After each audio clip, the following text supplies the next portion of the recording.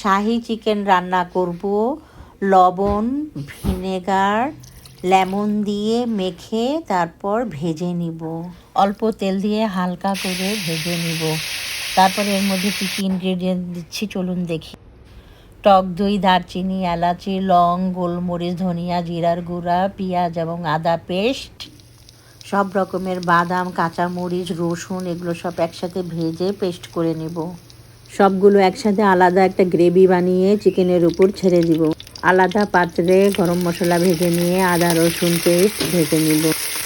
ধনিয়া, জিরার গুঁড়া, বাদাম পেস্ট এবং টক দই এগুলো সব দিয়ে একটা গ্রেভি বানাবো। লবণ দিয়ে দিলাম, সাদা গোলমরিচের গুঁড়ো দিয়ে দিলাম, কাঁচামরিচ দিয়ে দিলাম। হালকা ভাজা চিকেনের উপর গ্রেভিটা ঢেলে দিব। চুলার আঁচ বাড়িয়ে দিয়ে 10 মিনিট রান্না করব এবং ঢেকে দিব।